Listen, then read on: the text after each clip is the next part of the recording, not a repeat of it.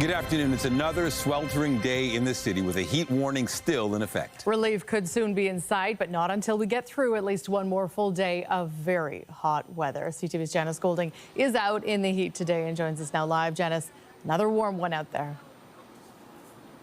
Oh, I'd say it's more than warm, Natalie. It is another scorcher outside today, and that's why we are standing in the shade. The sun is very, very hot. We're live right now outside the Fairbank outdoor pool at Dufferin and Eglinton, and you may be able to see behind us here. Some people have been waiting about an hour to get into that nice, cool water when Leisure Swim opens, which is at noon today. Now, we are in the dog days of summer. Hot, humid weather that's hard on both man and beast. Toronto and much of the GTA under another heat warning for the 5th time this year. And that warning has been extended until tomorrow evening, with daytime temperatures expected to get close to 31 degrees Celsius, and it's going to feel more like 37 with the humidity. This year, Toronto has had 23 days with temperatures that have soared to 30 degrees or above. To give you some context, last year we had just 10. Now, nighttime lows are expected to be between 19 and 21 degrees, which Environment Canada says will provide very little relief from the heat. Here is what people have to say about this latest spate of hot weather. It's not warm. It's like, I can't explain this heat. It's not like the Caribbean heat. It's a difference, right? It's intense. It's really intense. It's hard on the body, right? How much are you enjoying the weather? Not that good. No, too hot? Yeah. Yeah, you looking forward to taking a swim? Yeah. Well, it is a little bit hot. It's humid out here, but we're making it work. Oh, I'm loving the heat. I love it. I don't like the winter, so I love the heat. Now, a reminder, early signs of heat exhaustion include nausea, headache, dizziness, extreme thirst, and dark urine. So if you experience any of those symptoms, you're advised to head indoors immediately and drink plenty of water. Reporting live, I'm Janice Golding. Now back to you, Nathan. Thank you, Janice. Still to come this hour, a story that's one of our most read by far online. A photographer bought an expensive camera lens from a website, but there was just junk in the box when it arrived at the door. CTV's Pat Foran will have that story. More news in a moment, but first, here's a live look out at the city this afternoon. There is a bit of cloud cover at this hour, but of course, it is still very hot. Lindsay Morrison is here with a look at the current conditions. Lindsay. Yeah, Natalie, another scorcher. As Janice said, it is so humid out there. The air is very stagnant. It's stale. You feel like you could scoop it up with a shovel. Right now, it is 28 degrees, feeling like 34. That's at Pearson Airport. You'll find that it's a degree or two cooler by the water, 26 degrees, for example, on the Toronto Islands. Winds today are light, so we're not getting much in the way of a breeze offering relief. Those gusts coming out of the south. And yes, there has been a little more cloud today compared to yesterday, but we're still anticipating that it will be mainly sunny this afternoon. 31 degrees for the high, will feel like 37. And yes, we remain under this heat warning. It has come to an end for a few communities north of here, and it looks as though this is now going to stay in place until tomorrow evening. After that, a dramatic cool down. We'll tell you all about it coming up. For now, Nathan, over to you. Thank you, Lindsay. In New York City, 4 people were killed in a mass shooting before the gunman turned the gun on himself. Bullet holes riddle the Manhattan office tower where the shooting took place, attesting to the violence that unfolded just before 6:30 last night. 4 people, including a New York City police officer, were killed when a man armed with an M4 rifle opened fire inside the building. The building houses the headquarters of the National Football League and a number of other businesses. The building's security camera footage shows the shooter enter the lobby, turn right, and immediately open fire on an NYPD officer. He then shoots a woman who took cover behind a pillar and proceeds through the lobby, spraying it with gunfire. The gunman then made his way to the elevator, shooting 2 more people, and then shot and killed 1 more person on the 33rd floor before taking his own life. He's been identified as Shane Tamura of Las Vegas. Authorities say he drove 4,000 kilometers from Las Vegas to New York City in the days leading up to the shooting. New York City Mayor Eric Adams says he had a note blaming the NFL for a brain injury he believed he suffered. Mr. Tamura has a documented mental health history. His motives are still under investigation, and we are working to understand why he targeted this particular location. The shooting came at the end of the workday when the area was still filled with workers. I was in my office. Actually, my mom was the first person to text me about the active shooter. She was asking, was I okay? There's an active shooter like on Park, and then she texted me the address, and I was like, oh my God, that's like right next door to my building. It's awful and devastating, and there frankly is nothing else to think but why couldn't this have been prevented? Why was this person allowed to get a gun? What kind of systems were in place that allowed this to happen in the heart of the East? You know, like it should never happen in the first place. Closer to home, there was some wild police helicopter video that caught the driver of a vehicle that had sparks flying from its rims trying to flee police. A 20-year-old man has been charged in connection with the incident in the town of Georgina.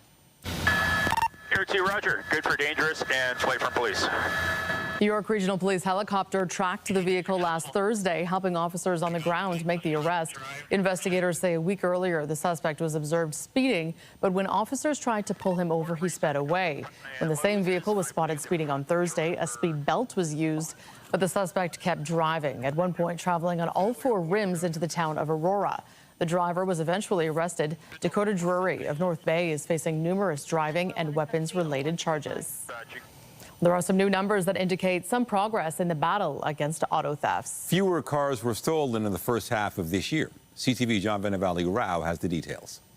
Despite the improving numbers, on average nationwide, a vehicle is stolen every 10 minutes. It's all a big shock, to be honest. I kind of feel violated. Ryan Tostick of Milton, Ontario, is filling out insurance forms after his beloved 2004 Chevy Silverado was swiped from a repair shop just over a week ago. The thief was caught on surveillance cameras. Tostick says his truck had a new engine and says he'd never had anything stolen from him in his life. Just, yeah, crazy to see what kind of value just is gone within minutes. But compared to the same period in 2024, in the first half of this year, auto thefts were down 19% nationally, plunging almost 26% in Ontario, while Western and Atlantic Canada saw 9% declines. I do caution that even though the numbers are still going down, they're still high, and it doesn't mean that we need to take our foot off the gas. The report says better public awareness and collaborative efforts by governments and law enforcement agencies appear to be making a difference. Noting during the pandemic, auto thefts rose when the supply chain for new cars was disrupted, peaking in the first half of 2023 at 34,000 and declining ever since. Still, experts note there's been a shift towards stolen vehicles being sent to chop shops. What's old is new again.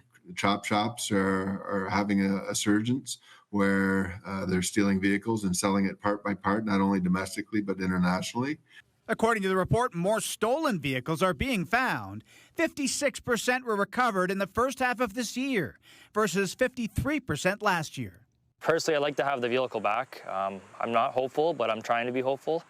And if you're wondering if insurance rates might come down because of fewer thefts, the Insurance Bureau of Canada says thefts still remain above historical levels, adding repair and vehicle replacement costs have also been on the rise. John Venevali Rao, CTV News, Toronto. There are just 3 days left for Canada to reach a trade deal with the U.S. The deadline set by U.S. President Donald Trump is Friday. Trump has threatened tariffs as high as 50% if no agreement is inked. CTV's Abigail Beeman has the details. Canada's Prime Minister and the American President were both visiting islands and talking trade. Donald Trump in Scotland musing about baseline world tariffs. I just want to be nice. I would say in the range of 15 to 20%. The negotiations are at an intense phase. It's a complex negotiation. While on Prince Edward Island, Mark Carney repeated in French that a deal with no tariffs is unlikely. We're standing up for Canada, Canadian interests. Of course, the United States is looking out, the President's looking out for the interests of American workers. There is a landing zone that's possible, but we have to get there. There appears to be a backing away from the tariff for tariff, elbows up sort of combative tone. Former Foreign Affairs Minister Peter MacKay feels we may not get the kind of deal we want. Donald Trump has really had his way with many countries, and they are coming to heel and rolling around like kittens on a couch. While Ontario's premier still hopes Canada is treated differently. A tariff on Canadians is a tax on Americans.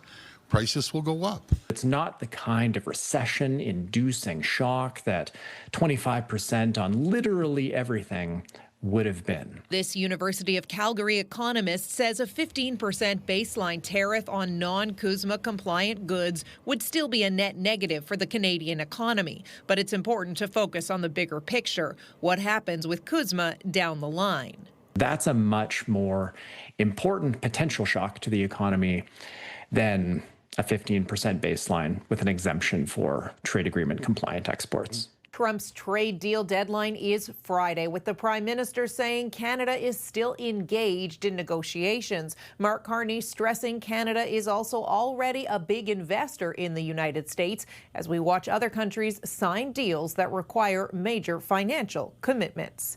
Abigail Beeman, CTV News, Ottawa. There are a couple of significant announcements coming this week that will affect the economy. Tomorrow, the Bank of Canada will release its latest interest rate decision, and south of the border, the U.S. Federal Reserve will also set its interest rate. CTV's Colton Prale joins us now from Ottawa with more on this. Colton, all eyes will be on the Bank of Canada and the U.S. Fed tomorrow. How could the ongoing trade war impact their interest rate decisions? Well, Nathan, it's created so much uncertainty in the business community, not just the economic impacts of tariffs, but the uncertainty as far as investment decisions go has put immense pressure on spending, and it's been a downward pressure on the economy. And so because of that uncertainty that exists, experts and economists on both sides of the border are expecting to see a staying firm when it comes to the bank's interest rate and when it comes to the Fed's decision as well. And that's in line with what we've seen in the past. If it does come to bear, it'll be the third consecutive decision that the Bank of Canada has decided to stay firm. It would be the sixth time in a row that the U.S. Fed is doing the same thing. Theirs hasn't moved since December. And really, it's twofold. You're seeing the economic pressure of this uncertainty, but also of the impacts of tariffs. In the United States, for example, that's driving inflation in recent months. And so even as there are tax cuts and more dollars coming into the U.S. Fed that's being invested into the country, the impact of tariffs and inflation is really putting downward pressure on the consumers, especially those who make the lowest amount of money. And so there are concerns about inflation rising as those tariff impacts are really felt in the second half of the year. Here in Canada, it's a similar story. There's uncertainty. It's mainly sectoral, where we're seeing the high impacts of tariffs. And even though the economy has been weakened a little bit, there's been some resilience. Job numbers that came out were strong. At the same time, inflation, while at 1.9% overall, core has been relatively high. It's been about 3%. And so you don't want to lower the rate too far and potentially increase inflation, even though the economic impacts from tariffs and the pressure that puts on our economy might require that in the future. And so there's a tightrope to walk. And what you're seeing really is, in both cases, central banks really just not trying to rock the boat while allowing respective federal governments to try to direct the nature and the path of the economy moving forward. And Colton, what might investors be looking for from the two banks when they release their decisions? When it comes to the Bank of Canada, the biggest thing is a forecast. What is it going to look like in the short, medium, long term? That's something that the Bank of Canada almost always includes in their decisions as to whether or not they're going to move the interest rate. But what we saw in the last round was actually, rather than one forecast, a number of different scenarios. If tariffs are at 10%, if tariffs are at 25%, what does that mean for the Canadian economy? The fact that even the Bank of Canada was uncertain about where things were going gives you an idea of how significant the lack of confidence is in the economy, the lack of certainty to be able to make large-scale investments. And that's what's hurting the Canadian economy on a broad scale, beyond just these sectoral impacts of high tariff levels in steel and aluminum and autos, etc. And so if the Bank of Canada can go back to providing that sort of singular forecast, perhaps that would signal a little bit more certainty in the direction that Canada is heading. It would also signal that perhaps Canada isn't facing this kind of worst-case tariff scenario that we've seen averted in most other areas of the world. When it comes to the United States, there's immense political pressure from the White House to lower that rate. Are we going to see that happen later on in the year? Obviously, a lower dollar is going to mean foreign investment shifts a little bit away from the United States. So that's the biggest thing that investors are going to be watching when it comes to that U.S. decision. All right, CTV's Colton Prale in Ottawa. Thank you. Anytime. To Hamilton now, where police have identified the victim of a deadly shooting in Dundas Sunday afternoon. Investigators say 25-year-old Zachary Schumann was found with a gunshot wound in the Governor's Road and Ogilvie Street area around 5 p.m. Sunday. He was pronounced dead at the scene. Police believe he was involved in an interaction with the driver of a blue Ford Edge at a nearby Metro location before the shooting. We also believe that there was a female witness who was in the area when the shooting occurred. She's described as having shoulder-length brown hair and wearing either orange or red shorts. We ask that she please come forward and speak with investigators. Police are asking anyone with information or who may have security camera video of the incident to come forward or contact Crime Stoppers. In York Region, a Markham doctor has been charged with sexual assault. 62-year-old Saber Abdel Maluka Abdel Malak is facing 2 counts of sexual assault. The charges are in connection with 2 alleged incidents at a medical clinic on Markham Road. Police say a patient reported being touched in a sexual manner during an appointment at the clinic on July 7th. The same patient also reported a similar incident in 2023, but stated they didn't come forward at the time because they thought it might have been part of a legitimate medical procedure. The accused has been practicing as a physician for more than 30 years, and police believe there may be more victims. Sex assault under the criminal code is any non-consensual sexual contact. So the charges here reflect what the investigators believe happened from the statement provided by the victim. As you mentioned, right, 30 years he's been practicing, there is the potential that there would be other victims. Being in a position of trust like a doctor, it would be very confusing and difficult, I'm sure, for victims to come forward. We have an update on a story we first brought you yesterday and a caution that the video could be upsetting to some. CTV News has obtained security camera video that appears to show a stabbing victim as he searched for help on St. Clair Avenue. The victim shows a man limping across the street while gripping his left side and leaving a trail of bloody footprints. He is then seen entering an auto body shop. He reemerges a few minutes later and collapses in the middle of the sidewalk. Police were called to the St. Clair and Runnymede Road area shortly before 3:30 yesterday morning, where the man was located with multiple stab wounds. He is still fighting for his life in hospital. A man in his 40s has been taken into custody. The world's leading body on hunger is issuing an alert today, saying the worst-case scenario of famine is unfolding in the Gaza Strip. The IPC, a coalition of monitors backed by the UN, says is predicting widespread death unless immediate action is taken. The alert is short of a formal famine declaration. It says the conditions have worsened dramatically in recent months, particularly for children. The Israeli military began limited pauses in fighting to allow more supplies into the enclave this weekend after facing mounting international pressure. Now to China, where at least 34 people have been killed by flooding triggered by days of heavy rain in China. Floodwaters washed away vehicles in Beijing's suburbs on Monday. Some areas have received more than 540 millimeters of rain. The city has issued its highest level flood alert in some areas. Locals have been teaming up with firefighters to bring trapped residents to safety. And over 2,000 firefighters are battling 3 wildfires throughout Portugal. The country has already been on red alert for a few weeks because of the hot weather and droughts. Some areas of northern Portugal, where the largest fires are raging, have already been evacuated. Dozens of planes have also been water bombing the area to help put out the 3 big wildfires. Well, 70 kids are getting tennis lessons today from one of the best. World doubles #1 Marcelo Arévalo is on the court with the kids, and that is where we find CTV's Jessica Smith. Jess, tell us what's going on there. Obviously, it's another really hot day, but perfect for tennis. And as you mentioned, about 70 kids getting the chance to play with a pro. Now, it is really cool. We have tennis pro Marcelo Arévalo. He's also the 2024 Grand Slam Open Doubles champion, and he's hitting the hard court today with the kids.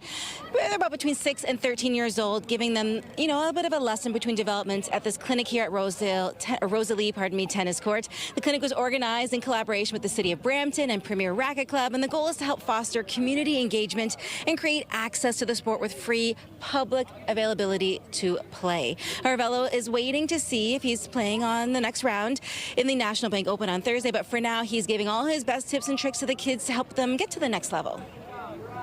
Well, of course, he gave me a lot of tips, which were really helpful.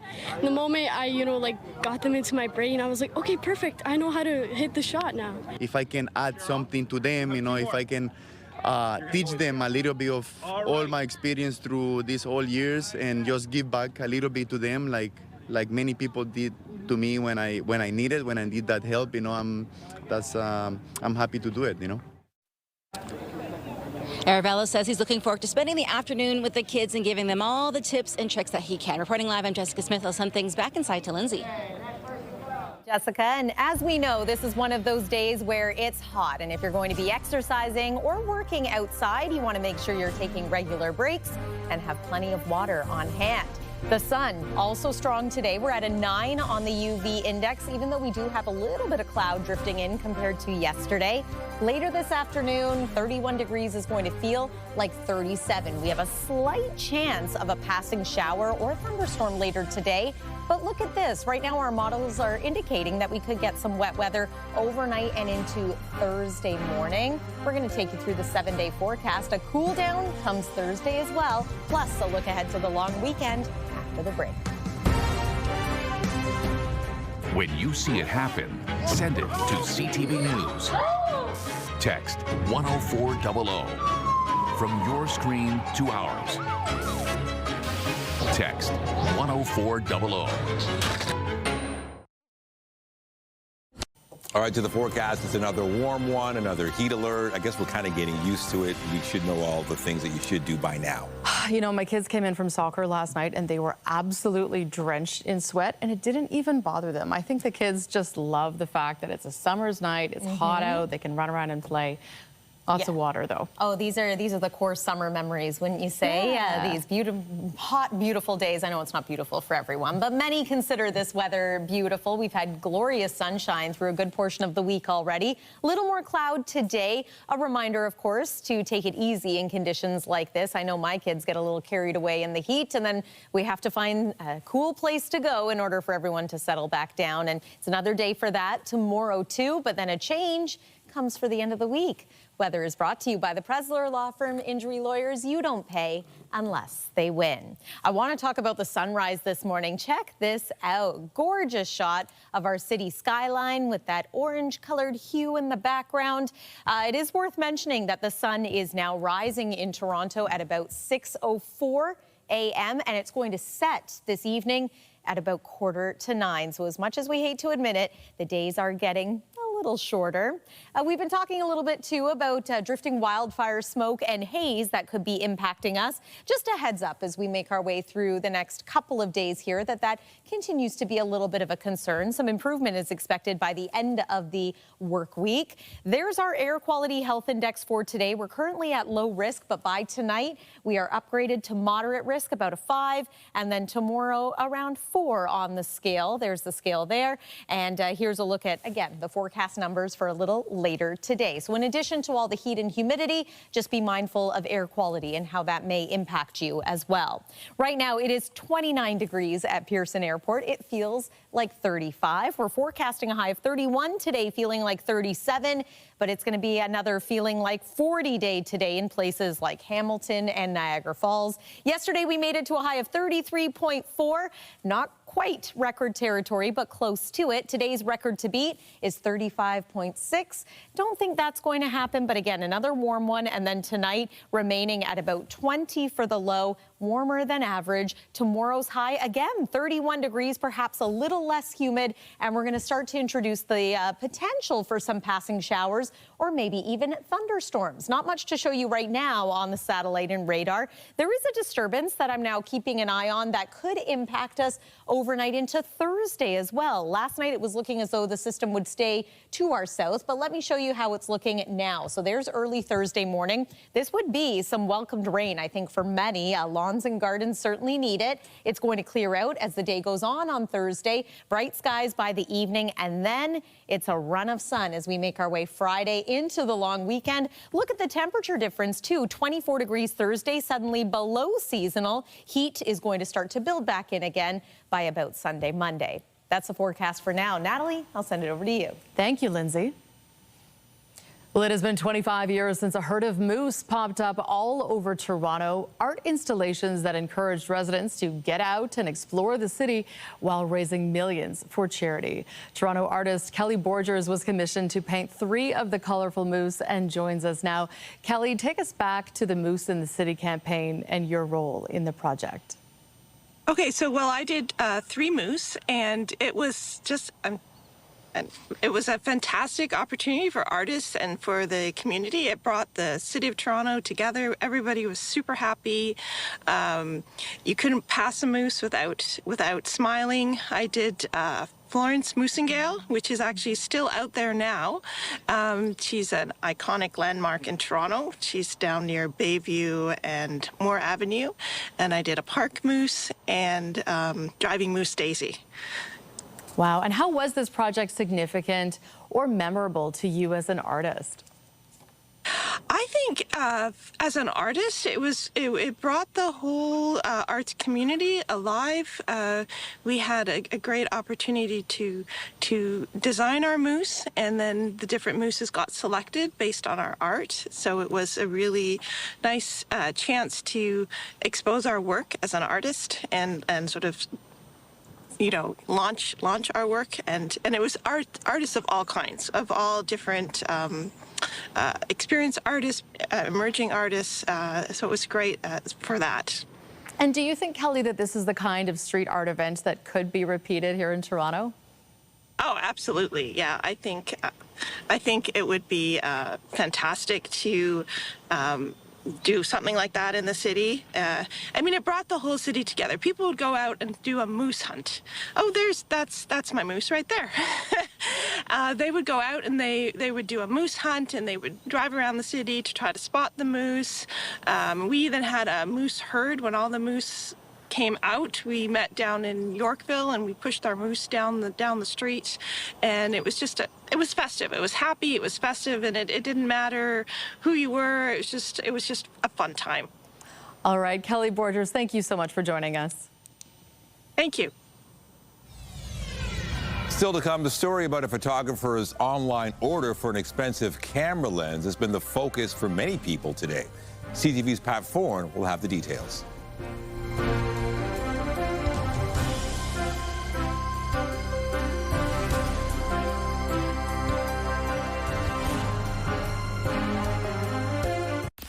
Well, many online shoppers fill their virtual carts, check out with the click of a button, and receive their goods at the door without any issue. But if you do buy something that's been tampered with, it can be difficult to try to get your money back. CTV's Pat Foran has that story.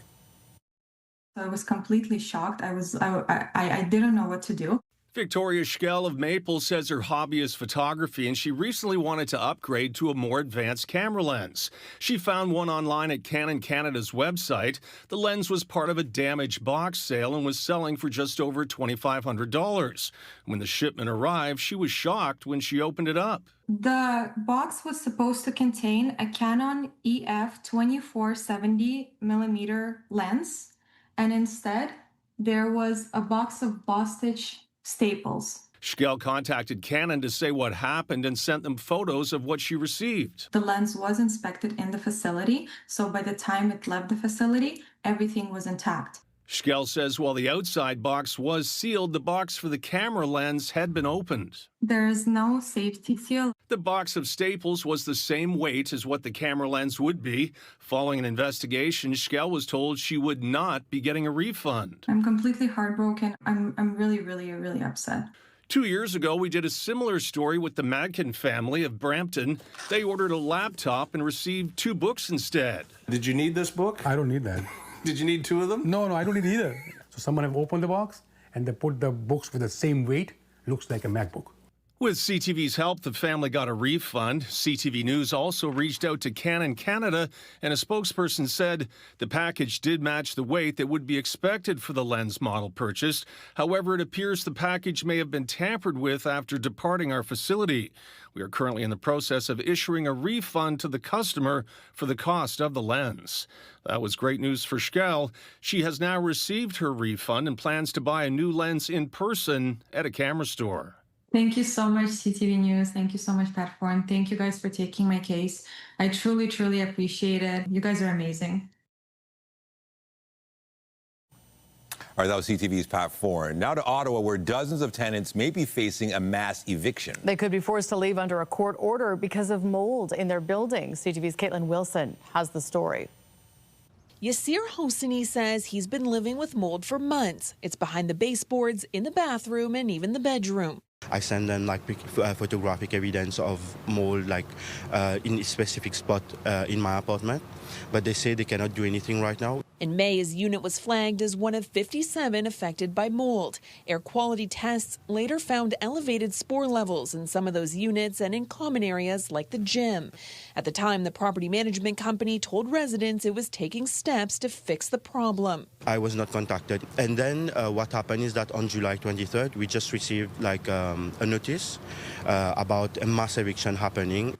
Dozens of tenants, many of them international students, living at this apartment building in Little Italy are now being told they'll likely have to vacate by the end of August.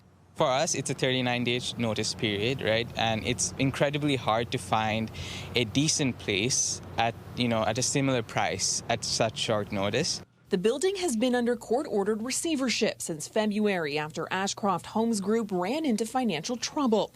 Now a buyer wants vacant possession by September 1st so they can remove the mold, a condition of the sale. It did come as a shock to us because we got the impression that it was a relatively small issue that didn't require us to leave the building, vacate the building completely. According to this letter sent last week to tenants, pending a court hearing Thursday, those who don't end their leases early could be removed by the sheriff, saying given the health risks associated with this work, no tenant can be permitted to remain at the property. It is a rent control building, so they cannot increase more than 2.5%. For me personally, I would think that it is a case of re-eviction. The court is also being asked to approve lease termination agreements, offering tenants 2 months' rent and the option to take furniture from their furnished units, but they'll have to give up the right to file future complaints. In a statement, the property manager says it recognizes this is a time of uncertainty for tenants and is committed to supporting them through the process, but declined further comment due to ongoing legal proceedings. Caitlin Wilson, CTV News. It was a rough outing for the Blue Jays as they opened a series in Baltimore last night against the Orioles. Chris Bass and Tony Mansolino got 4 to third out of Zach Eflin, and now Laureano demolishes one to left field. The Jays struggled in this one, giving up 10 runs in the first 5 innings, going on to lose 11-4. And there was a concerning moment right there for the Jays in the 9th inning as George Springer was hit in the head by a fastball. He stayed on the ground for several minutes before slowly getting up and walking off the field. Jays manager John Schneider told reporters Springer's being evaluated, but he's doing all right. The two teams meet again tomorrow, make that today, in a doubleheader. Still to come this hour, let's go to the X for work. A record number of job seekers apply for positions at this year's CNE. We'll find out why after the break. Get Toronto's top stories, breaking news alerts, and watch live. Download the CTV News app. Canada Post workers have till Friday at 5 p.m. to vote on the Crown Corporation's final offer. The vote comes after the federal government asked the Canada Industrial Relations Board to step in after more than a year and a half of failed negotiations. The Canadian Union of Postal Workers represents about 55,000 Canada Post employees. It is urging them to reject the deal. Ian Lee, associate professor with the Sprott School of Management, expects union members to vote against the offer and says the federal government may be forced to restructure Canada Post. The CUPW demand, they said publicly, if it's turned down, we'll demand a return to the bargaining table. But that's already been tried and failed. That's why there was a strike in December. That's why the industrial relations arbitrator was appointed. And so they're at a stalemate now where going back to the bargaining table will change or produce absolutely nothing because it's already failed 3 times in the last 5 or 6 months. Canada Post's offer includes wage hikes of about 13% over 4 years and plans to roll out a fleet of part-time workers. The Canadian National Exhibition is just over 2 weeks away, and the race is on to hire thousands of staff for the end of summer event. And there's been a record number of applications in advance of a job fair that's going to be happening tomorrow. Joining us now is CNE CEO Mark Holland. Mark, thanks for joining us. What do you make of the record number of applications? Yeah, 54,000, Nathan. I mean, that's a huge number. And I think it speaks to the fact that the CNE is such an exciting, dynamic place to work. I also think that there's right now a real need for young people to have that first job experience. The CNE, we have already hired about 1,000. We've got about 5,000 folks yet to fill with our partners. And these are jobs that are really unique. They give young people really important skills that are going to set them up in life. So we're excited to have that job fair tomorrow. Yeah, I'm sure many young people are excited as well. What can they expect at the job fair tomorrow? Well, so tomorrow it's open to anybody. We've asked folks if they'd like to register, they can, or they can just show up at the Enercan Center in Toronto. And they're going to be able to talk to many of our different partners working in all aspects of the fair. So there's a chance to be involved in, you're seeing the midway games, in the operations of the various elements of the fair, in the food. So there's lots of exciting job opportunities for folks. And what types of jobs will be available? Well, as I say, so it'll be working the concessions, working the games at the midway. It'll be, helping with traffic, move folks around, helping with all of the various vendors that are there, some of the exhibits that we have. So there's 24 different partners that'll be with us there tomorrow. We're going to be there, obviously, as well, so folks can explore all that is possible. Any advice to maybe someone who's looking for their very first job? Well, I think the first thing is to demonstrate that you're committed. This is the summer. As a young person, it's tough to give up these last 3 weeks of summer. I know all of us are kind of looking at the end of summer, wanting to squeeze out every minute, but really demonstrating that commitment and the initiative to really show what you've got and demonstrate that you have the enthusiasm, energy to really participate in something that's super fun. The CNE is a place that's really magical. It's a place of joy. So having that spirit when you apply for the job, showing that you're going to help make the fair fun and ensure that everybody has a good time. Yeah, good advice. CNE CEO Mark Holland, thanks for your time. Thanks so much for having me. Ontario Labour Minister David Piccini announced today that the province is opening up applications for a new round of funding to train workers. We're building a world-class workforce that will withstand any economic challenge that comes our way. And the foundation of this is the relationship we have with training delivery leaders like the ones in this room and the workers they support. Today, we have some exciting projects to highlight from Round 5 of our Skills Development Fund. We're announcing over $20 million through this round to train 4,825 workers and job seekers through 7 priorities for careers in the skilled trades: hospitality, artificial intelligence, and healthcare.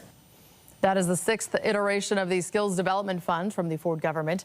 Piccini says the money can be used for innovative projects in healthcare, manufacturing, construction, and the automotive sector. A new Angus Reid poll finds 60% of Canadians prefer to work from home. That's compared to just 9% of people who prefer to be on site full-time. Among those who've been asked to return to the office after working from home, 72% say they followed the request. Meanwhile, 23% say they often spend fewer days than required in the office, while 5% quit. Just 30% of people who work from home currently say they would return to the office without any complications if asked by their employer. The Weeknd took the stage at the Rogers Centre last night for the second of 4 shows in Toronto.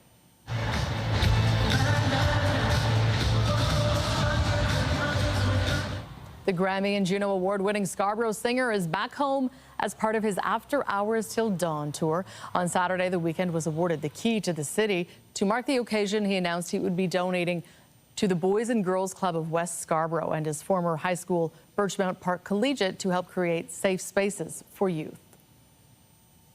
Members of a popular Canadian band took to the stage in an iconic Toronto neighborhood yesterday for a pop-up concert. Everything I've done, you are the one.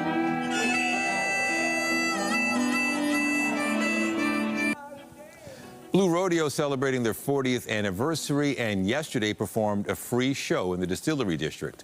The band was formed in Toronto in 1984. It has since released 16 studio albums and performed countless shows with this unique blend of blues, rock, and country. reason that Blue Rodeo has lasted so long is because of the people. It's because the people are loyal to us. I mean, we work hard to do good shows and to go where everybody lives, but it's because everybody, the audiences in Canada are loyal, so we're lucky. Blue Rodeo kicks off its 40th anniversary Lost Together tour in Calgary in October. The band will play 26 shows before wrapping up at Massey Hall in January. Twisted Metal is about to return to the small screen for the second season. Recently, Andrea Kaye sat down with one of the stars of the TV show, Stephanie Beatrice. The accomplished actress is up for any professional challenge.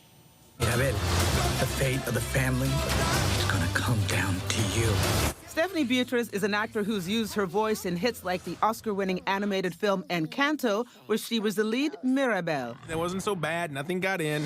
Ah, something got in. I'm General Mayhem. Bring me your fiercest leader. In the Lego movie, General Mayhem and Sweet Mayhem. Something I'd like to say. I'm a pretty private person, so this is kind of hard for me, but here we go. I'm bisexual. All right. I will now field 1 minute and 0 seconds of questions pertaining to this. Go. But fans first got to know her as the outspoken detective Rosa Diaz on television's long-running comedy, Brooklyn Nine-Nine. There is a theme here, strong female characters. Prepare for battle in 10, 9. Now she's back on the small screen for the second season of the Paramount Plus TV show, Twisted Metal. Twisted Metal is a post-apocalyptic world. She plays Quiet. When we meet Quiet, she's kind of an outlaw. She and her brother escaped from a really bad situation. Sadly, her brother ends up dead really early on, and Quiet's whole story for the first season is one of revenge. Welcome to Twisted Metal. Twisted Metal is a high-octane, violent action comedy, and the mother of one has literally thrown herself into the role. Your girlfriend was waking up at 4 a.m. to like try to get her Peloton workout in so she didn't fall apart, okay? Like, they're not easy. That show is not an easy show, and I hope it shows. I hope it shows in that, like, these characters are having a rough time of it. I mean, this is rough. It is surviving. They are trying to survive. As for the cars, which play a big role in the series, this is a wild time to be alive, and sometimes you just want to watch something that's really, really fun. And this show's fun. You can watch season 1 now. Season 2 of Twisted Metal debuts on July 31st. Andrea Kaye, CTV News. Coming up, a new children's book honors the legacy of Terry Fox for a new generation.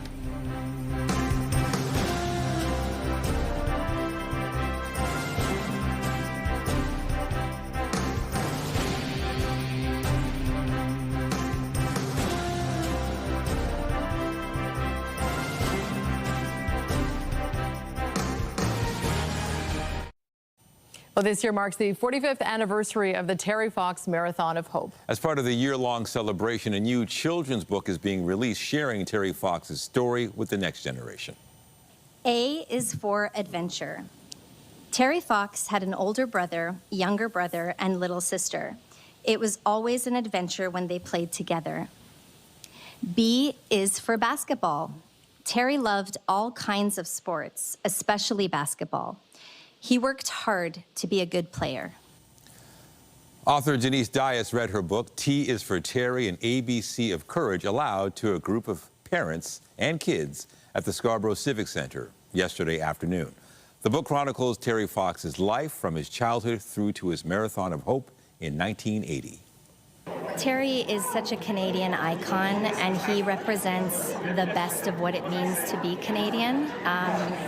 Hope, optimism, courage, selflessness, helping others, and believing in something bigger than yourself. And so all of those qualities, all of those characteristics that Terry had that still inspire Canadians today, I think they're more important now than ever. And this book really helps to distill those messages in a really relatable way that can be understood easily by young children and early readers. The book was created in partnership with Fox's family, and royalties will be donated directly to the Terry Fox Foundation. Since its inception, the foundation has raised more than $900 million for cancer research. Great job. All right, let's get back to the forecast. And one of the great things about summer in the city? Is there so many great things to do, so many concerts? Coldplay was here a few weeks ago, the Weeknd here last night, and you were lucky enough to attend. How was the show? That's right. It was an incredible show, and the coolest part, for me at least, was that the dome was open. And it was remarkable how hot it still was out at 10 o'clock, 11 o'clock at night. Just a beautiful summer's night, though. You could see the stars, the city lights. There were pyrotechnics. It was a very, very fascinating. Is that one of the songs, City Lights? I think it is. It could be. That's the next release. Very cool. To your point, though, almost too hot to have the dome open. I think one of the Jays games this year had the dome closed because it was too hot. They needed to get the AC going. So, yeah, that's where we are. We're in peak summer right now. We remain under a heat warning, and this will be in place for today, for tomorrow, and then will likely come to an end for Wednesday evening. Overnight tonight, we're still at about 20 degrees for the low, humidex 27. We are anticipating some clear skies, but tomorrow we're going to introduce the possibility of scattered, isolated showers, not an all-day event, but a possibility in the afternoon. Slight risk of a thunderstorm as well, and then also watching a disturbance that could bring us some rain into Thursday morning. We'll see if that track starts to change. Look at next weekend, though. Plenty of sunshine, comfortable temperatures, and low humidity. Nathan and Natalie. All right, thank you, Lindsay.